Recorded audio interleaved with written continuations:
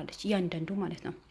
ያ ሁሉ ተጠርቶ ሲመጣ ሌላ ከደጀኔ የቀጠራቸው እሷን እንዲከታተሉ የፍራቶ ፍሬምና ደጀኔ የቀጠሯቸው ምንድነው ጋርዶች ተገኙ። እያንዳንዱ ተጠየቁ። ደብዳቤውም ደግሞ በመጨረሻ በአንዱ ጋርድ ተገኝቶ በሉል እጅ ገብቶ ነበር። እዛ ቀን ደግሞ ሉልን በጣም ተከፍቶ ከእነዚህ ልጆች ከተፋግዶ በጣም ብዙ ነገረች። እኛም ስንፈልጋት አጣናት፣ የት እንደገባች አናቅም። ከተላልቅ ሰዎች ብዙ ጊዜ ያወራች ነበር። ከዛ በኋላ የት ትግባ የት አናቅም ብለው በስንት መከራ ያው በእልህ እና እልህ አስጨራሽ በሆነ ደብዳቤ ተቀብሎ በእጁ ተቀብሎ ነበር። ግን እዛ ቀን በጣም ስሜታዊ ስለሆነ ሊያነበው አልፈለግም ነበር ማለት ማንበብ አልቻለም።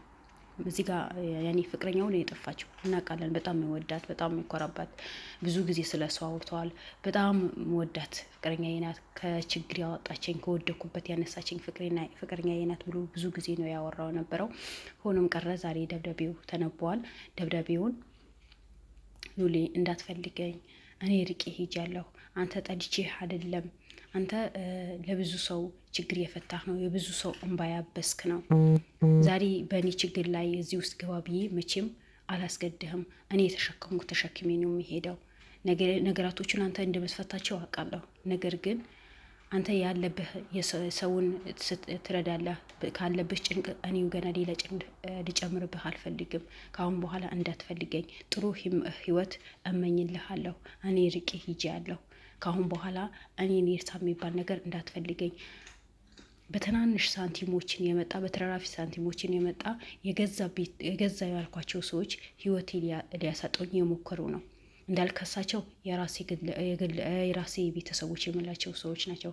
ያለኝን አማራጭ ከሁሉም ነገር ጠፍቼ ርቄ መኖር ነው የመረጥኩት። ስለዚህ ሉሊ እወድሃለሁ፣ እንዳትፈልገኝ፣ ጥሩ የሆነ ህይወት እመኝልሃለሁ። እኔ ካሁን በኋላ የለሁም፣ ህይወቴ ለማዳን እፈልጋለሁ። አንተ ከኔ ኑረህ የተቸገረ ኑሮ ወይስ ሁሌ ጭቅጭቅ ያለበት ኑሮ ልትኖር አልፈልግም። እኔ በገዛ ቤተሰቦቼ ለመኖር የከለከሉ ነው ብላ ነው የተናገረችው ደብዳቤው። ያው ሉል እንባው መቆጣጠር አቅቶት ነው የተናገረው። ለምን እነሱ በዛ ሰዓት 15 ቀን በሙሉ ገጠር ሂዶ አልነበረም? አጎቷና የአንድ ያጎቷ ሚስት ሀና ተብዬዋ። ስለዚህ በዛ ሰዓት ምናልባት እሷ የሆነ ነገር ገዋት ይሆናል፣ የሆነ ነገር አድርጓት ቢመጣ ነው የሚመጡ ነው እንጂ 15 ቀን በሙሉ እንዴት ክፍለ ሀገር ይቀመጣሉ ብሎ ነው በጣም ስሜታዊ የሆነ ያለቀሰ ነው ያወራው። በጣም ነው ያሳዘነኝ። ግን አቤልና የነስራር የቁጥር 2 የሆነውን ማን ነው የሚባለው? በጣም ነው ደስ ያለኝ። እንዲህ አብረውት ከጎኑ ሆኖ ሰሩ ጊዜ እና ቤል ከጎኑ ሆኖ አብሽር። እንደውም አንዱ ጓደኛው ከዚህ ኬዝ ውጣ፣ እኛ እንስራው፣ ቶ ያንተ ኬዝ በጣም ይከታተሉታል፣ በጣም ያውቁታል። ስለዚህ ያ ስለሆነ ኬዙ ሊያካብዱት ይችላሉ፣ ነገራቶቹ በሙሉ ሊደብቁ ይችላሉ። አንተ ከዚህ ኬዝ ውጣና እኛ እንስራው ነው ያለው። ይሄ የሚለው ቁጥር ነስራይን ቁጥር 2 የሚሰራ ልጅ ነው። ስሙ አላውቀውም። ውጣ ከዚህ ኬዝ ውጣ ስለው ጊዜ እኔ አልወጣም፣ ይሄ የራሴ ጉዳይ ነው፣ መቼም ቢሆን ከዚህ ኬዝ ላይ አልወጣም፣ እኔ ራሴ ጨርሰዋለሁ። ከዛ በኋላ ኤርሳን ካገኘሁኝ በኋላ ሌላ ኬዝ ወይስ የአባቷ ንብረት እጠይቃለሁ። በጣም ጭንቀት ውስጥ ነው ያለው የተባለው ሉልን በጣም ጭንቀት ውስጥ ነው ያለው።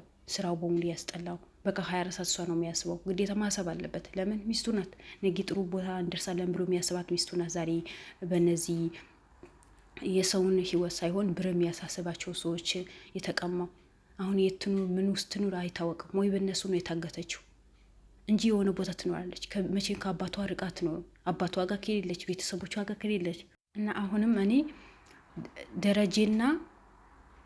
ደጀኔና ሀና በደንብ መከታተል ነው ያለብህ ነስራኝ። አሁን ምሳሌ ለሶስት ሆናችሁ አይደል ይሄ ኬዝ መሰሩት፣ አቤልም አለ። ስለዚህ ሀና በደንብ መከታተል አለባችሁ። መጀመሪያ ልጁም የዛ ቤት የሀና ያጉቷ ልጅ ነኝ ያለው ልጅ እንደተከታተላችሁት ሀናን መከታተል አለባችሁ። ምክንያቱም ክፍለ ሀገር የሄዱት ወይ እሷን እዛ ክፍለ ሀገር ወስዶ አግተዋት ይሆናል፣ አይታወቅም። ምንም ድምጿ ማይታወቅ ሰው ማያውቃት ቦታ፣ በቃ ማንም ሰው ማያውቃት ቦታ ክፍለ ሀገር ወስዶ ነው ያገቷት ይሆናል ከአጎቷ ጋር። ስለዚህ አጎቷና ሀና በደንብ መከታተል አለባችሁ። ሲጀመር አሁን የነስራይንን እሷ ካገኘሁን በኋላ ይሄ ኬዝ ተዋለው፣ ይሄ ስራ ተዋለው፣ ኋላስ ወዳጅነት አይደለም ብለሃል እንዴ? አንተ የስንት ሰው ጸሎት አለ? ስንት ሰው ጸሎት የሚያደርግልህ? ስንት ሰው ነው ዱዓ የሚያደርግልህ? መቼም የትም አትሄድም ኤልሳ። የሆነ ቀን ታገኛታለህ። እመነኝ ኤልሳን የሆነ ቀን ታገኛታለህ።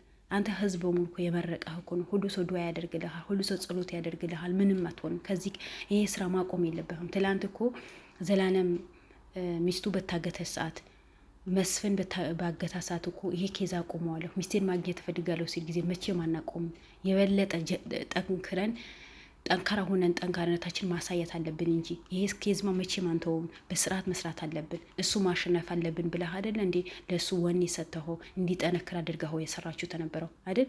እንኳን እነዚህ ሁለት ሰዎች ይሄ ስንት ህዝብ ያሳመረ መስፍንን እኮ እናንተ አላሸነፈም አይደል? እናንተ አላሸነፈም። ስለዚህ ዛሬ ለምን ደግሞ ታለቅሰው? ወንድማችን አታልቅስ።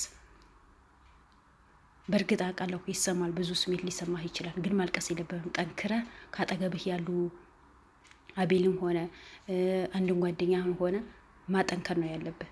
ዘላለም ይመጣል። ጠንክራችሁ ስሩ፣ ትወጣለች። ይህ ኬዝ ደግሞ ማቆም አለብህም። ለምን የዛሬው ማየት የለብህም። በአንተ ላይ ስንት ሰው ነው ያዳነው? ስንት ሰው ነው ካለበት ችግር ያወጣው? የስንት ሰው ህይወት ነው ያዳንከው? ብዙ ሰው ሜዳ ላይ ወጥቶ እኮ ነው ከሜዳ ያነሳኸው። ብዙ ሰው ያልጋ ቁረኛ ሆኖ ካልጋ ቁረኛ አንስታ ሐኪም ቤት ወስዳ አሳክማ የብዙ ሰው ቤት ሰታ በብዙ ነገር የምታወቅ ልጅ እኮ ነው። ይህ ኬዝ መቼ ቢሆን መቆም የለበትም። ይህ ስራህን መቆም የለበትም። የበለጠ ጠንክራ መስራት ነው ያለብን። የአቶ አሸናፊ ነው የሚባለው በሱ ዙሪያ ያሉ ሰራተኞች ደግሞ እያንዳንዳቸው መጠየቅ አለባቸው። ምክንያቱም ያውቃሉ፣ እዛ ውስጥ የሚሰራው ነገር በሙሉ ያውቃሉ። ለምን ኤልሳ የአባቷን ንብረት የት ወጣ የት ገባ ብላች በጠየቀች ሰዓት ነው ቁጥጥር የበዛባት ሰው እንዲከታተላት ያደረገው። ይሄ ያደረገው አቶ አጎቷና ማን ነው የሚባለው ሰውየው ነው። ስለዚህ እሱ መቼም ከሀገር ወጥቷል ተባለ። እዚህ ያለ አጎቷ የት ገብቶ የት እንደሚወጣ መከታተል አለባቸው። ሀናም የት ገብታ እንደምትወጣ መከታተል አለባቸው። አቶ ኤፍሬም ደግሞ እርግጠኛ ነኝ የሆነ ሰው ይኖረዋል በዚህ ጉዳይ ላይ። ለምን አባቷ ከአዲስ አበባ ከሚኖርበት ለፍቶ ካመጣው ንብረቱ አስተናክለው እኮ ነው ገጠር እንዲገባ ያደረጉት። ስለዚህ የሁለታቸው እጅ ስላለበት አሁንም ኤልሳ እንድጠፋ ያደረጉ እነዚህ ሁለት ሰዎች ናቸው። ያ ከሀገር ወጥቷል ተባለ። መቼም የሆነ ሰው እሱን ስራ ቁጭ ብሎ የሚሰራ ልጆች ሊኖሩ ይችላሉ። እዛ ቀን ያገኘው ልጅ ደግሞ መከታተል አለባቸው፣ መተው የለባቸው። በተለይ አጎቷና የአጎቷ ሚስት በደንብ መከታተል አለባቸው። በስታችሁ ይህ ስራ መስራት ነው ያለባቸው። እርግጠኛ ነኝ የኤልሳ በቅርብ ትገኛለች፣ ምንም አትሆንም። ያው አንተ ስለምትወዳት ነው ያልሆነ ነገር የምታስበው። ምናልባት ከሞተች ምናልባት ካጠፏት አያጠፏትም። ለጊዜው ይሄ የአባቷ ንብረት እንዳትጠይቅ። ለምን አንተ ሚዲያ ላይ እንደምትሰራው እኮ እናውቅሃለን ብለውሃል። ስራህን የምትሰራው ስራ እያንዳንዱ እናውቃለን ነው ያሉት። ያ ስለሆነ ሊፈሩ ይችላሉ። ስለዚህ እሷ ካገድናት እሷ መጥቶ አይጠይቀንም ነው። ምን አገባው እሱ? ምን ቤት ነው? አያውቅም ደግሞ የአባቷ ንብረት እንደሆነ ከአባቷ ጋር እኩል እንደሚሰሩ እኩል እንደከፈቱ ስለማያውቅ እሷ አገተን እናስቀምጣታለን፣ ማንም የሚጠይቀኝ ሰው የለም ብለው ነው። ለምን አባቷ እዛ ጋር ታሞ ነው የተኛው። ማን ይጠይቃቸዋል? ሌላ ወንድም የላት ያለችው እሷ ናት። እሷ አገቷት። እሷ ካላገቷት ደግሞ ለአንተ ትነግርሃለች፣ ኬዙ ትጀምረዋለህ ብሎ ፈርተው ነው። ስለዚህ አሁን ሁላቸውም ተባብራችሁን ኤልሳን ካለችበት ማውጣት አለባችሁ። እነዚያ በተለይ አጎቷና የአጎቷ ሚስት የት ገብቶ የት እንደሚወጡ በደንብ መከታተል አለባችሁ። እነዚህ ሁለታሞች ጤነኛ አይመስሉኝም። ለምን እሱም ወንድሙ 9 ወር በሙሉ በቤቱ መጥቶ አያውቅም። ያው ለስራ ብሎ ክፍለ ሀገር ከሄደ እሷም ባሏ ነው ክፍለ ሀገር ለስራ ብሎ ከሄደ 9 ወር ሆኖታል። ከዛ በኋላ መጥቶ አያውቅም። እንደውም የመጨረሻ መጥቶ ሲሄድ ጊዜ ደጀኔ ነው ሂዶ ሸኝቶት የመጣው የተባለው። ስለዚህ እነዚህ ሁለታቸው የፍቅር ግንኙነት ስለጀመሩ ሌላ ሰው ምንም መስሎ አይታያቸውም። ሌላ ሰው ቢጠፋ ምንም አይመስላቸውም። ለምን አሁን ኃይለኛ ፍቅር ላይ ነው ያሉት። እሷም ባሏ የስራ ልካ ምንም አልመሰላትም። እሱ ወንድሙ ለስራ ልኮ ምንም አልመሰለውም። በገዛ ወንድሙ ላይ ሚስቱ ማፍቀር፣ የገዛ ሚስቱ ማፍቀር። እኔ ምን አይነት ዘመን ብቻ እንደደረስን አላውቅም። ትንሽ ሰዎች አይደሉም፣ ወጣት የሚባሉ ሰዎች አይደሉም፣ ትላልቅ ሰዎች ናቸው። እንዲህ ትላልቅ ሰዎች በዚህ ልክ መጥፎ ነገር ይሰራሉ። ስለዚህ እነሱ በገዛ ወንድሙ ላይ በገዛ ባልዋ ላይ እንደዚህ ያደረጉ በኤልሳ ላይ ንብረት የምትጠይቅ ሀብቴ የት ሄደ የት ወጣ ብላ የምትጠይቅ ኤልሳ ላይ አያግቷትም ብለህ ታስባለህ? እንዲ አግተዋት ነው እንጂ ምንም አትሆንም። እርግጠኛ ነኝ ኤልሳ ትገኛለች። አንተ ግን መጠንከር አለብህ። ማልቀስ የለብህ። ማልቀስህ ለእነሱ ማሳየት የለብህ። ሽንፍናህን ማየት የለባቸውም። መጠንከር ነው ያለብህ። ትላንት ለዘላለም አይዞ ይሄ ነገር ሁሉ ይስተካከላል ድልም ትወጣለች ብለህ እንዳጠነከርከው ዛሬም አንተ መጠንከር አለብህ። የበለጠ ጠንካራ ሆነ ይህ ስራ መስራት ነው ያለብህ። ለምን ጥሩ ጥሩ ጀግና ጓደኞች ካጠገቡ ነው ያሉት። ዘላለም አለ፣ ትሰሩታላችሁ። በዚህ 2 ቀን ትገኛለች። አንተ ብቻ መጠንከር አለብህ። ማልቀስ የለብህ። አልቅሰህ ለእነሱ ማሳየት የለብህም። እነዚህ ሰዎች የገቡበትና የወጡት መፈለግ ነው ያለበት። ያው አሁንም ያጣራችሁ ነው። ስለዚህ ይህም ደብዳቤ በእጅህ መግባቱ ትልቅ ተስፋ ነው። ይሄ ደብዳቤ ብታጣው የባሰ ነው የምትጎዳ የነበረው። በቃ ምንድን ነው ያስቀመጠችኝ ምን ይሆናል ብለህ በጥያቄ ውስጥህን የምታስጨናንቀው ነበረው። ግን ዛሬ ይሄ ደብዳቤ ማግኘቱ በጣም ደስ ብሎኛል። ቀጥሉበት፣ በርቱልን።